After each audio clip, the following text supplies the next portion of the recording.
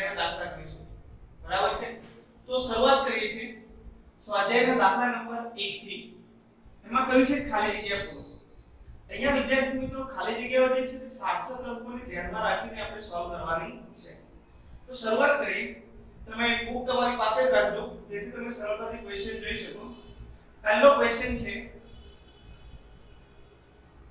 1 centimetre બાજુવાળા એક સમઘનનું કદ ખાલી જગ્યા મીટર ક્યુબ જેટલું હશે 1 સેન્ટીમીટર બાજુવાળા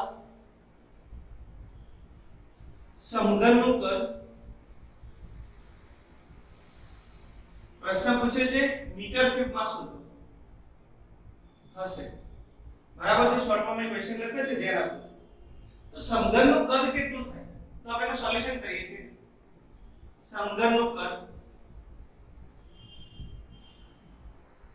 એટલે આમ જોઈએ જઈએ તો લંબાઈ ગુણ્યા પહોળાઈ ગુણ્યા આપણે શું લખીએ ઊંચાઈ લખીએ પણ જ્યારે હું સમઘનની વાત કરતો હોઉં તો સમઘન એટલે શું તો જેની બધી જ બાજુઓ કેવી હોય સરખી હોય એટલે લંબાઈ પણ સરખી પહોળાઈ પણ સરખી અને ઊંચાઈ પણ સરખી એટલે લંબાઈ ગુણ્યા પહોળાઈ ગુણ્યા ઊંચાઈ એટલે બધા l જેટલા જ થાય એટલે એનું કદ જે છે તે કેટલું આવશે l³ જેટલું આવશે અહીંયા તમને લંબાઈ આપેલી છે સેન્ટીમીટર ની અંદર આપણે ફેરવવાનું છે મીટર ની અંદર તો વિદ્યાર્થી મિત્રો જ્યારે મીટર ની વાત કરતો હોઉં એટલે કે જ્યારે એકમ આપણે ફેરવવાના હોય એકમનું પરાવર્તિત કરવું છે તો સાર્થક અંકોમાં એવું કહેવામાં આવ્યું છે કે જ્યારે તમે એકમની અંદર ફેરફાર કરતા હોઈએ ત્યારે 10 ની ઘાતાંકમાં લખો વૈજ્ઞાનિક પદ્ધતિ અથવા વૈજ્ઞાનિક અંક પદ્ધતિ જેને આપણે કહીએ તો અહીંયા 1 સેન્ટીમીટર ને જો હું મીટરમાં લખું તેને લખાય 10 ની -2 ઘાત મીટર અને એનો આપણે શું કરીશું ઘન બરાબર છે તો લખાશે 1 1 નો ઘન 1 10 ની -2 ઘાત નો ઘન કરીશું 10 ની -6 ઘાત અને મીટર નું ઘન એટલે મીટર ક્યુબ આને 10 ની -6 ઘાત મીટર ક્યુબ પણ લખી શકાય તો આપણો આન્સર આવ્યો 10 ની -6 ઘાત ક્લિયર છે તે જ રીતે આપણે બીજો ઓપ્શન લઈએ બીજા પ્રશ્નમાં એને કહ્યું છે કે 2 સેન્ટીમીટર ત્રિજ્યા અને 10 સેન્ટીમીટર ઊંચાઈ ધરાવતા નક્કર નળાકારનું પૃષ્ઠ ક્ષેત્રફળ શોધો અને એ પણ mm માં શોધવાનું છે તો 2 સેન્ટીમીટર ત્રિજ્યા આપેલી છે વિદ્યાર્થી મિત્રો ધ્યાન આપજો 2 સેન્ટીમીટર ત્રિજ્યા 10 સેન્ટીમીટર ઊંચાઈ બરાબર છે h બરાબર આપણે લખી દીધું 10 સેન્ટીમીટર બરાબર 2 સેન્ટીમીટર ત્રિજ્યા છે 10 સેન્ટીમીટર ઊંચાઈ આપેલી છે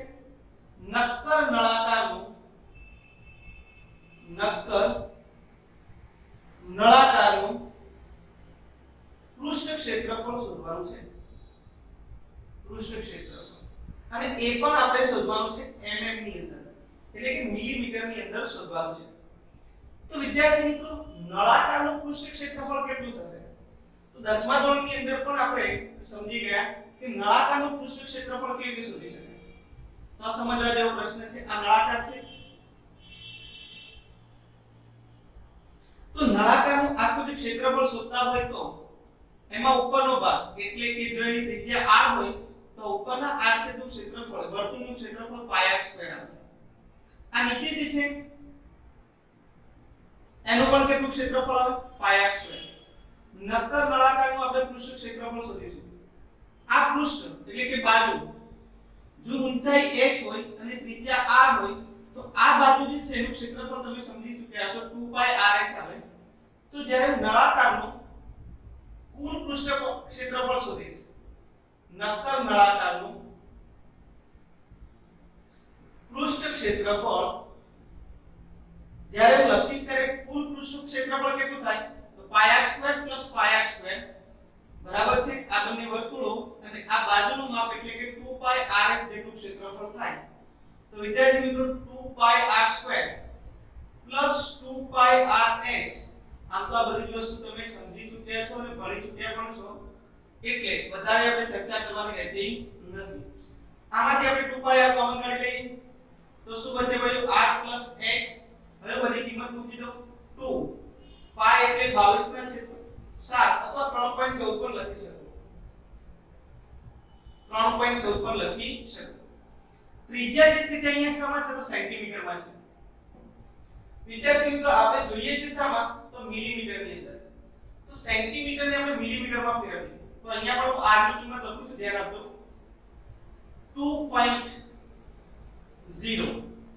1 સેન્ટીમીટર બરાબર કેટલા મિલીમીટર? તો 10 મિલીમીટર. પણ આપણે સાર્થક અંકોને ધ્યાનમાં રાખીશું તો જ્યારે પણ એકમો ફેરવવાની વાત કરીશું એટલે એને 10 ની ઘાતમાં જ લખીશું. એટલે 1 સેન્ટીમીટર એટલે કે 10 મિલીમીટર બરાબર છે, એટલે 10 ની 1 ઘાત. r એટલે ફરી પાછું લખીશ 2 સેન્ટીમીટર એટલે 2.0 into 10 raised to 10 એટલે કે 1 મિલીમીટર બરાબર છે. આપણે મિલીમીટરમાં જ રાખીએ છીએ, એ છેલ્લે એકમ લખી નાખીએ છીએ. 10 ગુણ્યા 10 mm એટલે ફરી પાછું એ 10 માં કન્વર્ટ થઈ ગયું, આખું mm ની અંદર કન્વર્ટ થઈ ગયું. જ્યારે વિદ્યાર્થી મિત્રો આનો સોલ્યુશન કરીશ ત્યારે લગભગ મારો આન્સર આવશે 15085.3 સમથિંગ આન્સર આવશે. તો 7 આ જે છે તમારું મૂલ્ય આવી ગયું mm સ્ક્વેર ની અંદર. સામા આવે છે mm square. Once again repeat કરું છું કે જ્યારે પણ તમે સાર્થક અંકોને ધ્યાનમાં રાખીને ગુણાકાર, સરવાળા કે બાદબાકી કરતા હો અને તમારો એક આન્સર આ પ્રકારે આવે છે એટલે એકમની અંદર ફેરફાર કરો છો ત્યારે હંમેશા તમારે તેને એ જ પ્રકારે ફેરવવાનું કે જેથી આ દશાંશ ચિહ્ન વાળી સંખ્યા છે ત્યાં દશાંશ ચિહ્ન એક અંક પછી રહે.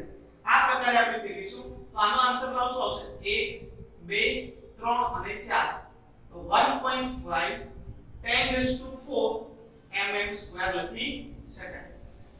મેં અગાઉના લેક્ચરમાં પણ ગણાવ્યું કે જ્યારે હું દશાંશ ચિહ્નની વાત કરતો હોઉં, દશાંશ ચિહ્નને ડાબી બાજુ લઈ જાઓ તો ઘાત જે છે તે તમારી ધન આવશે. જેટલા દશાંશ ચિહ્ન તમે ડાબી બાજુ ફેરવો છો એટલી જ તમારી ઘાત કેવી થવાની છે? ધન. અને જેમ તમે જમણી બાજુ દશાંશ ચિહ્નને લઈ જાઓ તેમ તમારી ઘાત જે છે તે કેવી થશે? ઋણ. તો એક સિમ્પલ ક્વેશ્ચન કે જેને આ રીતે શોધી શકાય છે. ક્લિયર છે વિદ્યાર્થી મિત્રો? હવે આપણે વાત કરીએ છીએ નેક્સ્ટ ક્વેશ્ચન ની.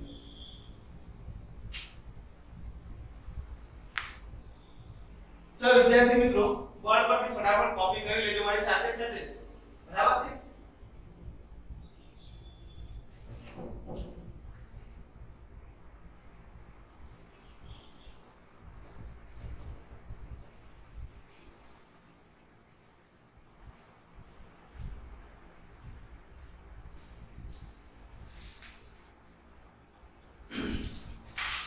ચલો વિદ્યાર્થી મિત્રો હવે એમાં જે સી ઓપ્શન છે તેની ચર્ચા કરીએ. 18 કિલોમીટર પ્રતિ કલાકની ઝડપે ગતિ કરતું વાહન 1 સેકન્ડમાં ખાલી જગ્યા મીટર અંતર કાપશે. તો ભાઈ ઝડપ આપેલી છે 18 કિલોમીટર પ્રતિ કલાક. આ 18 કિલોમીટર પ્રતિ કલાકની ઝડપે ગતિ કરતું વાહન 1 સેકન્ડમાં, એટલે સમય આપણને આપેલો છે 1 સેકન્ડ ને અંદર એ કેટલું અંતર ખાલી જગ્યા મીટર અંતર કાપશે. તો વિદ્યાર્થી મિત્રો ધ્યાન આપીશું શું કરવાનું છે તે. તો જો અંતર શોધવું છે, ઝડપ અને સમય આપેલો છે તો આપણે ઇક્વેશન જાણીએ છીએ ઝડપ બરાબર શું લખાય? તો અંતરના છેદમાં સમય. પરંતુ અહીંયા તમે થોડું ધ્યાન રાખશો તો આ જે છે તે કિલોમીટર પ્રતિ કલાકની અંદર છે અને આપણે શોધવાનું છે શામાં? મીટરની અંદર. તો પહેલા આ કિલોમીટર પ્રતિ કલાકની અંદર જે આપણી ઝડપ છે એની સામે ફેરવી દઈએ મીટર પ્રતિ સેકન્ડમાં. તો કેવી રીતે ફેરવીશું? ધ્યાન આપજો. 18 કિલોમીટરને આપણે લખીશું 1000 મીટર. 1 કિલોમીટર એટલે એને કહેવાય 1000 મીટર. 1 કલાક એટલે એને સેકન્ડમાં લખો તો લખાય 3600 સેકન્ડ. બરાબર છે? હવે એના સરવાળા બાદબાકી કરીએ છીએ, ધ્યાન આપજો. 0 0 ગયા, એક બીજો 0 પણ ગયો, 18 તો 36 અને 10 ના છેદમાં 2 એટલે લગભગ આન્સર આવશે 5 મીટર પ્રતિ સેકન્ડ. સમજણ પડી? હું લગભગ બોલું એટલે સમજી લેવાનું કે 100% છે. 5 મીટર પ્રતિ સેકન્ડ આપણો ઝડપ મળી ગઈ. સમય તમને કેટલો આપેલો છે? 1 સેકન્ડ. તો શું લખીશું? ઝડપ બરાબર અંતરના છેદમાં સમય. તો હું સોલ્યુશન કરું છું, ધ્યાન આપજો. ઝડપ બરાબર અંતરના છેદમાં સમય પરથી અંતર બરાબર લખીશ ઝડપ ગુણ્યા સમય. ઝડપ આપણને મીટર પ્રતિ સેકન્ડમાં કેટલી મળી? 5. સમય આપણો કેટલો છે? 1 સેકન્ડ. એટલે કે આન્સર આવશે 5 મીટર. જે This is our answer. Very simple. જેટલી વાર તમે આન્સર મેળવો એટલી વાર તમારે વેરી સિમ્પલ બોલવાનું. Physics is a very simple. તો તમે છે ને તમારો માઇન્ડ સેટ થઈ જશે ના ફિઝિક્સ થોડું સરળ છે. તમે જે મગજમાં લઈને બેસો છો ઇમેજ ફિઝિક્સની એ ઇમેજ ખોટી છે. ફિઝિક્સ હંમેશા સરળ છે પણ હા થોડી મહેનત જરૂરી છે અને દરેક વખતે આપણે એવું બોલતા રહીશું physics is a very simple. ચાલો આપણે ડી ઓપ્શન સોલ્વ કરીએ. સીસાની સાપેક્ષ ઘનતા 11.3 છે અને તેની ઘનતા આપણે ગ્રામ પ્રતિ સેન્ટીમીટર ક્યુબમાં અને કિલોગ્રામ પ્રતિ મીટર ક્યુબમાં આપણે શોધવાની છે. તો જો ધ્યાન આપજો વિદ્યાર્થી મિત્રો, આપણને આપેલું છે સીસાની સાપેક્ષ ઘનતા. સાપેક્ષ ઘનતાનો ખ્યાલ હોવો જોઈએ. નહીં હોય તો આપણે ચર્ચા કરીએ છીએ સાપેક્ષ ઘનતા કોને કહીશું. હવે તેની ઘનતા એટલે સીસાની ઘનતા ખાલી જગ્યા ગ્રામ પર સેન્ટીમીટર ક્યુબ અને ખાલી જગ્યા કિલોગ્રામ પર મીટર ક્યુબ આ બંને ઓપ્શન શોધવાના છે. તો સીસાની સાપેક્ષ ઘનતા આપેલી છે પણ આપણે સીસાની ઘનતા શોધવી છે. ગ્રામ પર સેન્ટીમીટર ક્યુબમાં શોધવી છે અને કિલોગ્રામ પર મીટર ક્યુબમાં શોધવી છે. તો પહેલા હું સમજાવું છું સાપેક્ષ ઘનતા કોને કહીશું. સાપેક્ષ ઘનતાનો મતલબ શું થાય? આપણે ઘનતા લેવાની છે પણ કોઈકની સાપેક્ષે. જો તમને સાપેક્ષનો કન્સેપ્ટ સમજાવું તો ધોરણ 10 ની અંદર આપણે સમજેલા. જો તમને યાદ હોય તો એક જગ્યાએ બીજું કે ત્રીજું ચેપ્ટર આઈ થિંક 10મા ધોરણની અંદર એમાં સાપેક્ષ વક્રીભવનાંક નામનો મુદ્દો આવતો હતો અને બીજો શબ્દ આવતો હતો નિરપેક્ષ વક્રીભવનાંક. તમે કોઈ પણ વક્રીભવનાંક મેળવો, બરાબર છે? પાણીનો વક્રીભવનાંક મેળવીએ, કાચનો વક્રીભવનાંક મેળવીએ, કોની સાપેક્ષે મેળવતા? તો હવાની સાપેક્ષે મેળવતા હતા. હવાનો વક્રીભવનાંક કેટલો લીધેલો? 1. સમજણ પડી? તો કાચનો વક્રીભવનાંક કહેવાય પણ કોની સાપેક્ષે? તો કે હવાની સાપેક્ષે. એટલે એને કહેવામાં આવતું હતું સાપેક્ષ વક્રીભવનાંક. પરંતુ તમે 10મા ધોરણમાં ડિટેલમાં એવું સ્ટડી કર્યું છે કે કાચનો વક્રીભવનાંક આપણે હવાની સાપેક્ષે માપીએ પણ હવાનો વક્રીભવનાંક એક હોવાને કારણે એને આપણે સાપેક્ષ વક્રીભવનાંક નથી બોલતા, એને આપણે નિરપેક્ષ વક્રીભવનાંક જ બોલીએ છીએ. પણ સીધી ભાષામાં એવું કહેવાય કે સાપેક્ષ ઘનતા એટલે કોઈકની સાપેક્ષે ઘનતા હશે. અહીંયા આપણે કોની વાત કરીએ છીએ? કોઈ પણ પદાર્થની ઘનતા એ પાણીની ઘનતાની સાપેક્ષે માપવામાં આવે તો એને સાપેક્ષ ઘનતા કહેવાય. બરાબર છે? હવા જે છે એની આપણે એક રેફરન્સ લીધેલું, સંદર્ભ, કે તેની સાપેક્ષે હવાની આટલી ઘનતા છે તો અથવા વક્રીભવનાંક છે તો એની સાપેક્ષે પાણીનો વક્રીભવનાંક છે તે 1.5 ગણો છે તો એને કહીએ 1.5. ધારો કે હવાનો વક્રીભવનાંક 1 છે તો એની કરતા પ્રકાશીય ઘનતા ધારો કે કાચની આટલી છે તો એને આપણે કહી દીધું 1.33 ઓર જે આવતું હોય તે. એનો મતલબ આપણે સંદર્ભ તરીકે કોને લીધું? તો ત્યારે આપણે વક્રીભવનાંક માટે સંદર્ભ તરીકે હવાને લીધું. તે જ રીતે જ્યારે પદાર્થની ઘનતા લેતો હોય ત્યારે આપણે ઘનતા માટે સાપેક્ષ તરીકે કોને લઈએ છીએ? પાણી. તો અહીંયા પદાર્થની ઘનતા ના છેદમાં હું લખીશ પાણીની ઘનતા. આ દર્શાવે છે એની સાપેક્ષ ઘનતા. હવે ચાલો કોઈ પણ પદાર્થની ઘનતા શોધવી હોય તો શું કરવાનું? તો સાપેક્ષ ઘનતાને પાણીની ઘનતા વડે ગુણવાનું. તો કોઈ પણ પદાર્થની ઘનતા જનરલ ફોર્મ્યુલા પૂછું ધ્યાન રાખો. કોઈ પણ પદાર્થની ઘનતા એટલે તે પદાર્થની સાપેક્ષ ઘનતા ગુણ્યા પાણીની ઘનતા. બરાબર છે? ચાલો આ સમીકરણનો ઉપયોગ કરીને હું સોલ્વ કરું છું. સીસાની ઘનતા શોધવાની છે. તો સીસાની ઘનતા બરાબર, ચાલો તેની સાપેક્ષ ઘનતા કેટલી છે? 11.3. ભાઈ સાપેક્ષ ઘનતાને ક્યારે એકમ ન હોય કેમ કે પદાર્થની ઘનતા ભાગ્યા પાણીની ઘનતા. ઘનતા અને ઘનતાનો ગુણોત્તર થાય એટલે એકમ ઉડી જશે. એટલે સાપેક્ષ ઘનતા જ્યારે પણ લખશું ત્યારે તેને કોઈ એકમ હોતો નથી. હવે વાત કરીએ છીએ પાણીની ઘનતાની. તો વિદ્યાર્થી મિત્રો જ્યારે તમે ગ્રામ પ્રતિ સેન્ટીમીટર ક્યુબની વાત કરતા એટલે સીજીએસ પદ્ધતિ થઈ. સીજીએસ પદ્ધતિ આપણે ફર્સ્ટ લેક્ચર ની અંદર ચર્ચા કરી હતી સેશન 1 ની અંદર કે સીજીએસ પદ્ધતિ જે છે એની અંદર સીજીએસ પદ્ધતિમાં પાણીની ઘનતા 1 હોય છે. ખાસ ધ્યાન રાખજો. એટલા માટે જેમ તમે મેં કહ્યું હવાનો વક્રીભવનાંક કેટલો? 1. તો એને આપણે સંદર્ભ તરીકે લીધું. તે તે જ રીતે પાણીની ઘનતા જે કેટલી હોય છે 1 હોય છે CGS પદ્ધતિમાં. એટલા માટે આપણે એને સાપેક્ષ તરીકે લઈએ છીએ અને 11.3 * 1 એટલે 11.3 ગ્રામ પર સેન્ટીમીટર ક્યુબ. તો આપણો પહેલો આન્સર આવ્યો. જ્યારે ગ્રામ પર સેન્ટીમીટર ક્યુબ ની વાત કરું તો મારો આન્સર કેટલો આવવો જોઈએ 11.3. હવે જો આપણે કિલોગ્રામ પ્રતિ મીટર ક્યુબમાં ફેરવવું છે તો આને કિલોગ્રામ પ્રતિ મીટર ક્યુબમાં ફેરવવું તો કેવી રીતે ફેરવી શકાય? તો જો ધ્યાન આપજો. હવે 11.3 ગ્રામ છે એ કિલોગ્રામમાં ફેરવું તો 1 ગ્રામ બરાબર 10 ની -3 ઘાત કિલોગ્રામ લખાય. કેમ કે 1 કિલોગ્રામ બરાબર 10 ની 1 કિલોગ્રામ બરાબર લખું 10 ની 3 ઘાત ગ્રામ. તો આને બંને બાજુ 10 ની 3 ઘાત વડે ભાગી નાખું તો 1 ગ્રામ બરાબર 10 ની -3 ઘાત કિલોગ્રામ લખી શકાય. બરાબર છે. હવે એ જ રીતે સેન્ટીમીટર તો તમે જાણો છો કે 1 સેન્ટીમીટર બરાબર 10 ની -2 ઘાત મીટર લખાય અને એનો ક્યુબ કરીએ તો 11.3 10 to -3 kg 10 ની -2 ગુણ્યા 3 10 ની -6 અને મીટર ક્યુબ 10 ની 6 ઉપર જાય તો શું થશે +6 11.3 10 ની +6 10 ની -3 kg પર મીટર ક્યુબ 6 - 3 એટલે 3 11.3 ગુણ્યા 10 ની 3 ઘાત kg પર મીટર ક્યુબ. પણ વિદ્યાર્થી મિત્રો આ આન્સર ન લખી શકાય.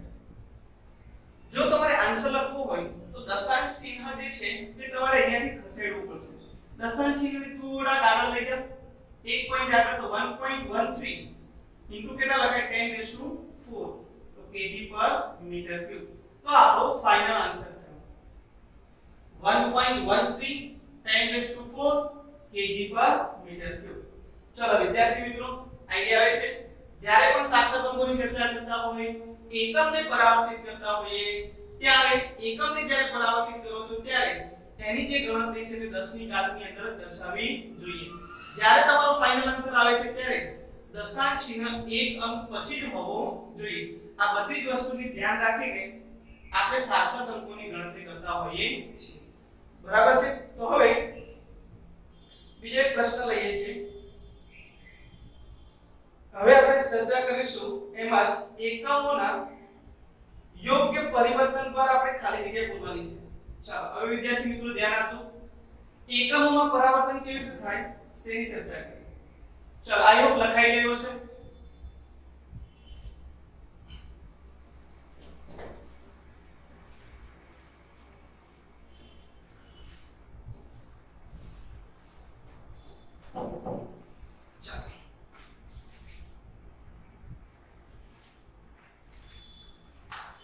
એકમોની અંદર આપણે પરિવર્તન કરીએ છીએ. એકમોનું પરિવર્તન કરી અને ખાલી જગ્યા પૂરો.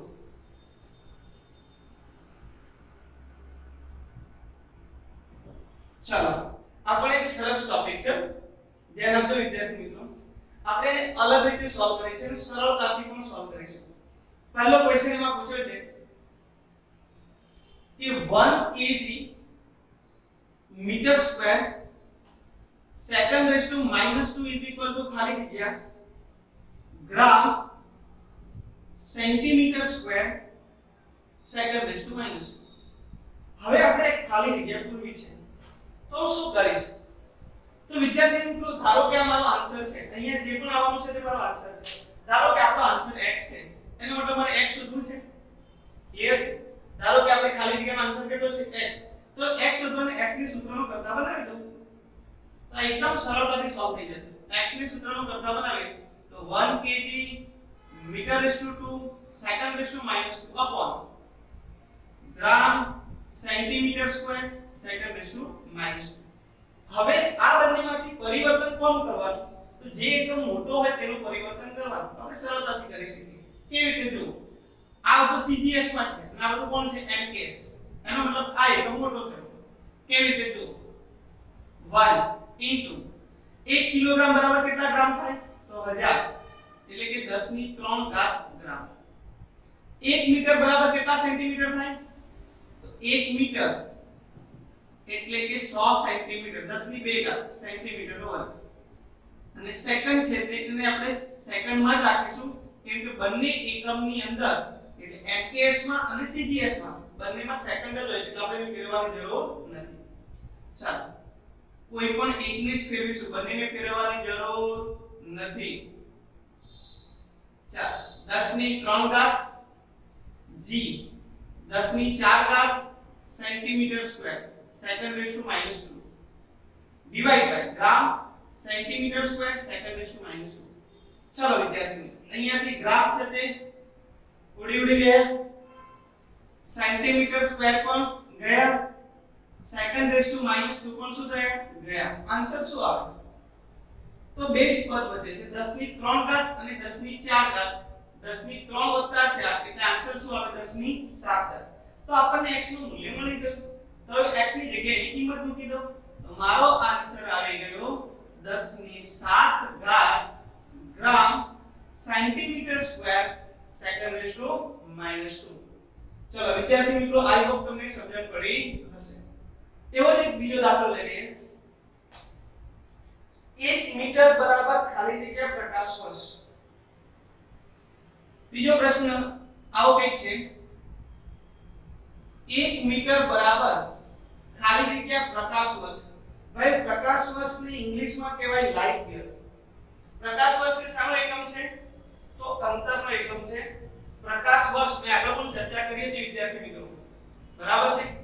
પાછળ આવે છે વર્ષ, પણ ધ્યાન રાખવાની જરૂર છે પ્રકાશ વર્ષ એ અંતરનો એકમ છે, સમયનો એકમ નથી. એટલે ઘણીવાર એમસીક્યુ માં લોકો પૂછે છે કે પ્રકાશ વર્ષનું પારિમાણિક સૂત્ર લખો. એટલે ઘણા વિદ્યાર્થી લખે T1 કેમ કે પાછળ આવી જાય વર્ષ. એના દ્વારા કન્ફ્યુઝ થાય અને કન્ફ્યુઝ થઈને ખોટા આન્સર લખે છે. એક્ચ્યુઅલી સાચો આન્સર એવો આવે કે પ્રકાશ વર્ષ એ અંતરનો એકમ છે, એનું પારિમાણિક સૂત્ર m0 l1 t0 એટલે ખાલી લંબાઈનું જ પરિમાણ આવે, અથવા તો l1 પણ લખી શકાય. હવે ચર્ચા કરીએ છીએ 1 મીટર બરાબર ખાલી જગ્યા પ્રકાશ વર્ષ. તો વિદ્યાર્થી મિત્રો તમને પ્રકાશ વર્ષ એટલે શું એ ખબર હોવી જોઈએ. શૂન્યાવકાશમાં પ્રકાશે 1 વર્ષમાં કાપેલા અંતરને પ્રકાશ વર્ષ કહેતા હતા, જેનું મૂલ્ય આપણે શોધેલું યાદ હોય તો 9.46 10⁻15 મીટર. વિદ્યાર્થી મિત્રો એક પ્રકાશ વર્ષ બરાબર આટલા મીટર થાય તો 1 મીટર બરાબર કેટલા પ્રકાશ વર્ષ થાય? આને ઊંધું પદ મૂકવું તો બી મુકાય. જે મન ફાવે તેમ શોધવાનો, પણ આન્સર આપણો સાચો આવવો જોઈએ. ચલો આ પણ હું લખી શકું 9.46 10 ની 15 ઘાત મીટર બરાબર 1 પ્રકાશ વર્ષ કહેવાય. તો 1 મીટર બરાબર કેટલા પ્રકાશ વર્ષ કહેવાય? તો ક્રોસ ચોકડી ગુણાકાર તમને આવડતો હશે, તેના પરથી શોધી શકાય કે 1 મીટર બરાબર 1 ગુણ્યા 1 1 ના છેદમાં 9.46 10⁻15 આટલા પ્રકાશ વર્ષ થાય. બરાબર છે? જો આનું મૂલ્ય શોધું તો આનું મૂલ્ય મને મળશે 0.1057 10⁻15 લાઇટ યર. પણ મેં તમને પહેલા જ કહ્યું કે જ્યારે પણ તમે સાર્થક અંકોની ચર્ચા કરતા હો ત્યારે આ દિશાંત c ને જે છે એક અંક પછી હોવો જોઈએ. એટલે હું લખીશ 1.057 10 ની -16 ઘાત પ્રકાશ વર્ષ. પરંતુ આમાં સાર્થક અંકો કેટલા આવી ગયા? 4. આપણે વાત ચાલતી હતી 1 ની, એટલે આપણે એક જ સાર્થક અંકને ધ્યાનમાં લઈએ તો મારો આન્સર આવે 1 ગુણ્યા 10 ની -16 ઘાત પ્રકાશ વર્ષ. ભાઈ હું પડતો મૂકતો અંક જો એક જ સાર્થક અંકની વાત કરતો હો તો મારે આ અંક લેવો પડે, જ્યારે આને પડતો મૂકવો છે. તો આપણે રાઉન્ડિંગ ઓફ ના નિયમો તમે સમજી ચૂક્યા કે રાઉન્ડિંગ ઓફ નો નિયમ એવું કહે છે કે જો પડતો મૂકવામાં આવતો અંક જે છે 5 કરતા મોટો હોય તો એની આગળની સંખ્યામાં એકનો વધારો થાય. જો પડતો મૂકવામાં આવતો અંક 5 કરતા ઓછો હોય તો એ સંખ્યામાં કોઈ ફેરફાર ન થાય. એટલે અહીંયા આપણને 5 કરતા ઓછો અંક છે એટલે આગળની સંખ્યામાં કોઈ ફેરફાર થશે નહીં. પણ જો એ અંક 5 હોય તો તમારે નક્કી કરવાનું રહે કે આગળનો અંક એકી છે કે બેકી. એકી હોય તો એકનો વધારો, બેકી હોય તો કોઈ વધારો થતો નથી. આ આપણે રાઉન્ડિંગ ઓફ ના નિયમો જે છે એને ફાસ્ટ ટ્રેક પર આપણે સમજી લીધા. હવે બીજો ક્વેશ્ચન લખીએ છીએ. વિદ્યાર્થી મિત્રો ધ્યાન આપો. આઈ હોપ બંને ક્વેશ્ચન સોલ્વ થઈ ગયા છે. હવે જે છે તે બીજો ક્વેશ્ચન એવો છે. ક્વેશ્ચન આપેલો છે 3.0 મીટર પ્રતિ second square is equal to how much kilometer per hour square. એનો મતલબ કે હવે આપણે સામા ફેરવવું છે તે સમજીએ. હવે ક્વેશ્ચન એવો આપેલો છે 3.0 મીટર પ્રતિ second square is equal to ખાલી જગ્યા કિલોમીટર પ્રતિ કલાકનો વર્ગ. આપણે વધારે કઈ ચિંતા કરવાની જરૂર નથી આવા દાખલાઓમાં. મેં તમને સરળ ભાષામાં સમજાવ્યું. કેમ કે આપણે એટલા માટે જ મારી ચેનલ સબસ્ક્રાઇબ પણ કરીએ છીએ અને સમજીએ પણ છીએ. કેમ કે ફિઝિક્સને સરળ બનાવવાનો પૂરેપૂરો પ્રયત્ન છે.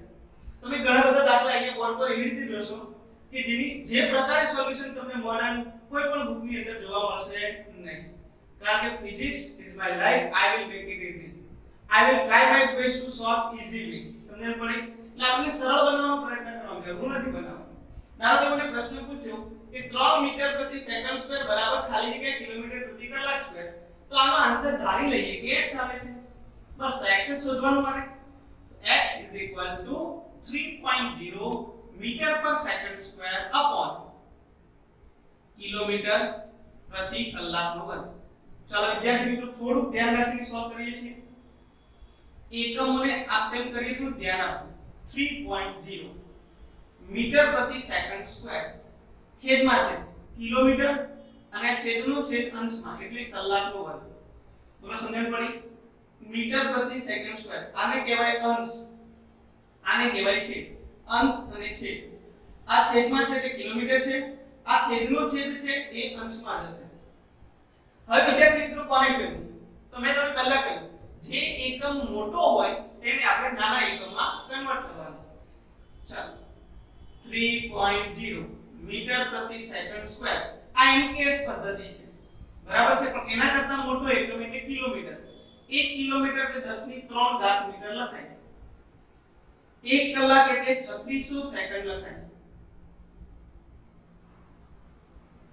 એનો વર્ગ, બરાબર છે? ચાલો 3.0 મીટર પર સેકન્ડ સ્ક્વેર 3600 ગુણ્યા 3600 વર્ગ છે વિદ્યાર્થી મિત્રો, એટલે સેકન્ડ સ્ક્વેર 10 ની 3 ઘાત એટલે કે 1000 મીટર. 1 2 3 1 2 અને 3 બરાબર છે? Metre metre second square cancel. તમારી પાસે કેલ્સી હશે, બરાબર છે? તો એનો ઉપયોગ કરીને તમે આનું સોલ્યુશન કરો તો 38880 આવો કંઈક આન્સર આપણને જોવા મળે. પણ આપણી પાસે સાર્થક અંકોને ધ્યાનમાં રાખવાનું છે. તો સાર્થક અંકો વિદ્યાર્થી મિત્રો આમાં કેટલા છે? તો 1 અને 2. આ 0 ને પણ સાર્થક અંક કહેવાય. જો તમને સાર્થક અંકો ન આવડતા હોય તો વિદ્યાર્થી મિત્રો આપણા એક સેશનની અંદર આપણે સાર્થક અંકો સમજાવેલા છે. આ સાર્થક અંકો નામનું જે સેશન છે તે સેશન જો તમે પરફેક્ટ સમજશો તો તમને સાર્થક અંકો પણ આવડશે. સાર્થક અંકોની અંદર ચોથા નંબરનો એવો મુદ્દો હતો. ચોથો અને પાંચમો એક જ જેવા છે, થોડું ધ્યાન રાખીને સમજજો. ચોથામાં આપણે એવું કહ્યું કે દશાંશ ચિહ્ન સિવાયની સંખ્યા હોય એટલે દશાંશ ચિહ્ન ન હોય ને તો આ જે સંખ્યા જે 0 છે તે સાર્થક અંક ન કહેવાય. પણ જો દશાંશ ચિહ્ન વાળી સંખ્યા હોય તો અંતિમ શૂન્યતર પછીના શૂન્યો પણ સાર્થક અંકો છે. આ આપણો નિયમ છે. તો આ દશાંશ ચિહ્ન વાળી સંખ્યા હોવાને કારણે આ 0 આપણો સાર્થક અંક કહેવાય. એનો મતલબ કે અહીંયા કુલ કેટલા સાર્થક અંક હોવા જોઈએ? 2. ચલો હું 2 સાર્થક અંકોને ધ્યાનમાં રાખીને આન્સર લખું છું. વિદ્યાર્થી મિત્રો ધ્યાન આપો. ચાલો આપણે દશાંશ ચિહ્નને પહેલા ફેરવીએ. 1 2 3 અને 4. તો હું લખી શકું 3.888 10⁴. પણ મારે કેટલા સાર્થક અંકો જોઈએ છે વિદ્યાર્થી મિત્રો? તો કે 2 જ જોઈએ છે. આ 2 સાર્થક અંકો મારે લેવાના. 8 ને મારે પડતો મૂકવો છે. આ પડતો મૂકવામાં આવતો અંક 5 કરતા મોટો છે તો આગળની સંખ્યામાં 1 નો વધારો થશે. એનો મતલબ કે મારો આન્સર આવશે 3.9 10 ની 4 ઘાત. ક્લિયર છે? ગુણોત્તર છે એટલે આને કોઈ એકમ આવવાનો નથી. મારો આન્સર આવી ગયો વિદ્યાર્થી મિત્રો 3.9 10 ની 4 ઘાત કિલોમીટર પ્રતિ કલાકનો વર્ગ. આઈ હોપ સમજણ પડી હશે. તો આ રીતે આપણે સોલ્વ કરતા રહેવાનું છે અને આગળ વધતા રહેવાનું છે. ચલો એક નેક્સ્ટ ક્વેશ્ચન भी લઈ લઈએ. ડી ઓપ્શન સાથે સાથે લખતા પણ રહેજો એટલે તમને સરળ પડે. 6.67 into 10 raised to minus 11 newton metre square per kg raised to minus 2 newton metre square per kg raised to minus 2 is equal to खाली जगह centimetre cube second raise to minus 2 centimetre cube second raise to minus 2 g raise to minus 1 વિદ્યાર્થી મિત્રો આમ જોવા જઈએ તો દાખલો બહુ અઘરો થઈ જાય કેમ તો તમને એકમ જ મેચ નથી થતા જો આ ન્યૂટન છે આ બાજુ જો સીજીએસ છે આ બધા મૂળભૂત એકમો છે લંબાઈ અને બધા આ જે છે સાદી એકમ છે પણ એક વસ્તુ ધ્યાન રાખવાની જ્યારે પણ આ પ્રકારના ક્વેશ્ચન પૂછે એનો મતલબ એવો થયો કે આ બાજુની એકમ અને આ બાજુના એકમો સરખા જ હશે પણ આ તમે એમટીએસ માં જોઈ શકો છો આ બધા શેમાં જોઈએ છે સીજીએસ માં એનો મતલબ એ થયો કે આ સીજીએસ છે ને આ એમટીએસ છે તો આપણે એમટીએસ ને બધાને સામા ફેરવી દઈએ સીજીએસ માં તો આપણે આ એકમો મેળવી શકીએ તો હું સરળતાથી સોલ્વ કરું છું ધ્યાન રાખજો નહીંતર દાખલો અઘરો બનશે બરાબર છે હું ડાયરેક્ટ સોલ્વ કરું છું ખાસ ધ્યાન રાખજો ચલો એઝ યુઝ્યુઅલ આપણો આન્સર કેટલો હોવો જોઈએ x x ને સૂત્રનો કરતા બનાવી દો x આ બધું જ વેલ્યુ અહીંયા છે 6.67 10 raised to minus 11 Newton meter square kg raised to minus 2 centimeter raised to 3 second raised to minus 2 g raised to minus 1 ઉપરના બધા એકમ સામા છે mks માં નીચેના બધા એકમ સામા છે cgs માં ચાલો તો મોટા એકમો કયા થયા ભાઈ તો mks એ મોટો એકમ છે તો આપણે આને cgs માં ફેરવીએ છીએ કેવી રીતે ધ્યાન આપો आंसर આવી જશે વિદ્યાર્થી મિત્રો થોડું ધ્યાન રાખજો ન્યૂટન જે છે એ એમકેસ એકમ છે ન્યૂટન ને સીજીએસ માં ફેરવું તો 1 ન્યૂટન બરાબર લખાય 10 ની 5 ઘાત ડાઈ 10 ની 5 ઘાત ડાઈ શબ્દ સાંભળ્યો છે પેલું 1 ન્યૂટન બરાબર 10 ની 5 ઘાત ડાઈ થાય આ સીજીએસ છે તો હું ડાયરેક્ટ લખી નાખું આ ન્યૂટન ને મેં સીજીએસ માં કન્વર્ટ કરી નાખ્યું 10 ની 5 ઘાત ડાઈ મીટર ને કહેવાય સેન્ટીમીટર 10 ની 2 ઘાત સેન્ટીમીટર નો વર્ગ અને કેજી એટલે 10 ની 3 ઘાત ગ્રામ અને એની ઘાત લખી -2 વન્સ અગેન ન્યૂટન = 10 5 ડાઈ આ આપણું સીજીએસ છે ન્યૂટન નું આ મીટર છે એ સેન્ટીમીટર માં ફેરવું તો 1 મીટર એટલે 100 સેન્ટીમીટર 10 ની 2 ઘાત સેન્ટીમીટર એનો પણ વર્ગ કિલોગ્રામ છે એને ગ્રામમાં ફેરવું 1 કિલોગ્રામ એટલે 10 ની 3 ઘાત ગ્રામ લખાય અને એની ઘાત કેટલી -2 ઘાત ખાસ ધ્યાન રાખવાની લખવાનું ભૂલવાનું નહીં આપણે નીચેના એકમોને ફેરવવાનું નથી કેમ તો એ તો ઓલરેડી સીજીએસ માં છે centimetre cube second raise to -2 g raise to -1 ચાલો હવે શું કરીશું તો આપણે સોલ્યુશન કરીએ છીએ 6.67 10 raised to minus 11 10 raised to 5 10 ની 4 ઘાત 10 ની -6 ઘાત હવે બધા એકમો જો 10 ની 5 ઘાત 10 ની 2 એટલે 4 10 ની 3 ની -2 ઘાત એટલે -6 હવે બધા એકમો લખી નાખો dyne centimetre square g raised to -2 नीचे आएगा centimetre cube second raise to -2 g raise to -1 આ બધા સીજીએસ માં છે આ પણ સીજીએસ માં છે એકમો તમને સરખા જ મળશે એટલે મળી ગયા તો હવે મૂલ્ય કેટલું મળે તો જો 6.67 10 raised to -11 + 5 બરાબર છે એટલે કેટલા થાય -11 + 5 એટલે -6 -6 + 4 એટલે -2 -2 અને -6 લગભગ કેટલો આન્સર આવે -8 એટલે આપણો આન્સર જે છે એ આવશે 6.67 10 to -8 this is our answer very simple તો આ પ્રકારે તમે અહીંયા આન્સર લખી શકો 6.67 10 to -8 centimeter raised to 3 second raised to -2 g raised to -1 ચલો વિદ્યાર્થી મિત્રો તમને બધાને કન્ફ્યુઝન હશે સર આ બંને કેવી રીતે ઉડ્યા તો આને તમે ડિટેલમાં લખજો હું તમને ફરી પાછું સમજાવું છું અહીંયા ડિટેલમાં ડાઇન જે છે ને, ડાઇન એ બળનો એકમ છે. બળ એટલે શું લખાય? દળ ગુણ્યા પ્રવેગ. દળ એટલે કિલોગ્રામ મીટર પ્રતિ સેકન્ડ સ્ક્વેર. એને તમે સીજીએસ માં ફેરવો તો સીજીએસ માં ફેરવશો એટલે બંને સરખા થશે અને ઉડી પણ જશે. આવું દરેકમાં થાય. જુઓ આમાં પણ આ બંનેના એકમો છે, કોઈ એક જ પદ્ધતિમાં ફેરવો ને એકમ પદ્ધતિમાં તો આ બંને ઉડી જાય. જો તો અહીંયા ઉડી ગયા છે. આના અગાઉના દાખલામાં પણ જોજો બે અલગ અલગ એકમ પદ્ધતિ છે.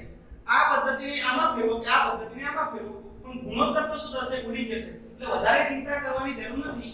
આ બંને એકમો સરખા જ થશે અને એ હંમેશા ઉડી જશે.